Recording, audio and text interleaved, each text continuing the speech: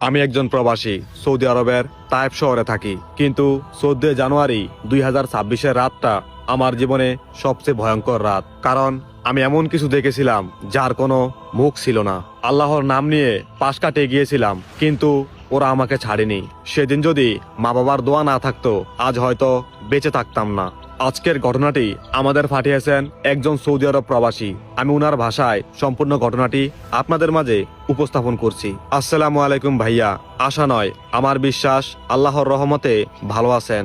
আমি সৌদি আরব প্রবাসী। আমার বাড়ি নোয়াখালী বেগমগঞ্জ থানায়। আমি দীর্ঘ 3 বছর ধরে সৌদি আরবের তায়েফ শহরে বসবাস করতেছি। আমি আগে নাইট ডিউটি করতাম। আমার ডিউটি শেষ হতে রাতের প্রায় 3টা বেজে যেত।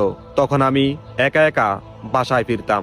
একদিন রাতে বাসায় ফেরার সময় হঠাৎ দেখি রাস্তার মাঝখানে একটা ধবধবে সাদা বিড়াল বসে বসে কি জানি খাচ্ছে।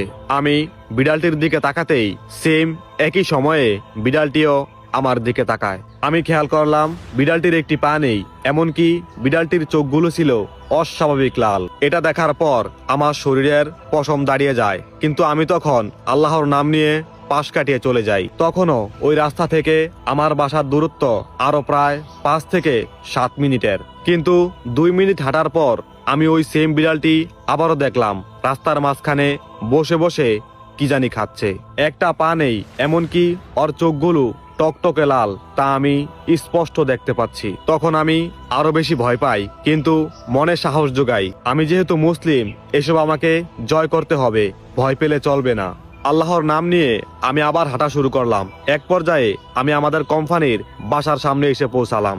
আমি যখন রুমের দরজা খুলতে যাব, ঠিক ওই মুহূর্তে আমার পেছন থেকে কেউ একজন আমাকে টান দেয়। টান দেওয়ার সাথে সাথে আমি সিঁড়িতে পড়ে যাই। সিঁড়িতে পড়ে মাথায় অনেক জোরে আঘাত পাই।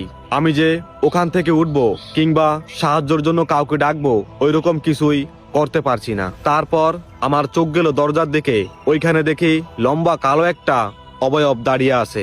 এরপর সবকিছু কেমন যেন ঝাপসা দেখতেছিলাম। আমি আমার নিজের হিতাহিত জ্ঞান হারিয়ে ফেলি। তারপর চোখ খুলে দেখি আমার রুমের বাকিরা আমার সামনে দাঁড়িয়ে আছে। আমি খাটে শুয়ে আছি। আমি জিজ্ঞেস করলাম আমার কি হয়েছে। ওরা জানায় আমাকে নাকি সিঁড়িতে পড়ে থাকা অবস্থায় পেয়েছে। যাই হোক, রাত কেটে সকাল প্রায় 9টা হলো। আমি ঘুমালাম, কারণ বিকেলে ডিউটি আছে। আমি কিছু না খেয়ে খালি পেটে ঘুমিয়ে পড়েছি। বিকেলে ঘুম থেকে উঠে ডিউটিতে গেলাম, খাওয়া দাওয়া করলাম। ডিউটি শেষ হলো সেই একই সময়ে। এবার আমি সিদ্ধান্ত নিলাম ওই রাস্তা দিয়ে যাব না, অন্য রাস্তা দিয়ে বাসার উদ্দেশ্যে রওনা হলাম। ঠিক গতকালের মতো কিছুক্ষণ হাঁটার পর সেই